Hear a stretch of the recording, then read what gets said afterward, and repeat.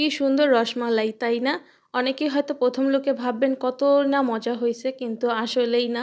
এটা একেবারে টেস্টলেস ছিল, আর একটা মাত্র ভুলের কারণে আমার এই রসমালাইটা একেবারে নষ্ট হয়ে গেছে। এভাবে কেউ ট্রাই করবেন না। আজকে আপনাদের সাথে কোনো রেসিপি না, বরং একটা ফেল রেসিপি শেয়ার করব। আসসালামু আলাইকুম, হ্যালো এভরিওয়ান, আমার নতুন আরেকটি ভিডিওতে সবাইকে আরও একবার ওয়েলকাম। আজকে আপনাদের সাথে রসমালাইয়ের ফেল রেসিপিটা শেয়ার করব। অনেকেই হয়তো অবাক হবেন, কিন্তু ইচ্ছা করে তো কেউ এরকম করে না, তাই না বলেন? একটা মাত্র ভুলের কারণে আমার সম্পূর্ণ রসমালাইগুলো নষ্ট হয়ে গেছে। তো এখানে আমি 3 কেজি দুধে ছানা কেটে নিয়েছি।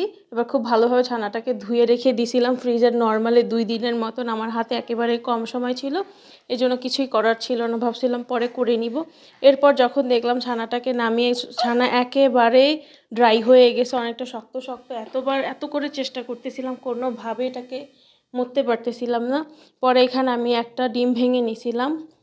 এই জায়গাটাতেই বড় মিস্টেকটা করছিলাম। একটা ডিমের কারণে সম্পূর্ণ ছানাটা একেবারে মনে হইতেছিল যে আটার কাই হয়ে গেছে। তো এবার আমি ভালোভাবে ভাবছিলাম যে থাক, সমস্যা হবে না, যখন এটাকে আমি মালাইয়ের মধ্যে দিব তখন হয়তো বা ঠিক হয়ে যাবে। তো সবগুলোকে একসাথে তৈরি করে নিয়েছিলাম। আবার এখানে 1 কেজি দুধকে আধা কেজির পরিমাণ বানিয়ে নিয়েছিলাম, যেন খুব ভালোভাবে দুধের থেকে একটা মালাইয়ের ঘ্রাণ আসে।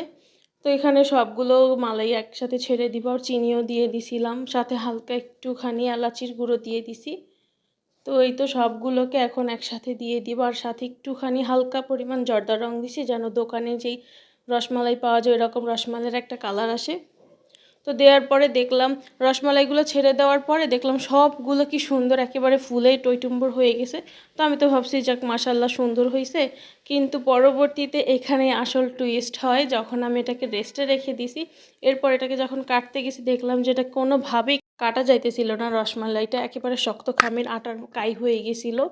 তো এই তো ছিল আজকে আমার একটা ভুলের কারণে একেবারে সম্পূর্ণ ফেল একটা রেসিপি। তো আপনারা কেউ এইভাবে এরকম করে ছানার মধ্যে ডিম দিবেন না, তাহলে এরকম হয়ে যাবে। কিন্তু দেখতে মাশাআল্লাহ অনেক সুন্দর হয়েছিল।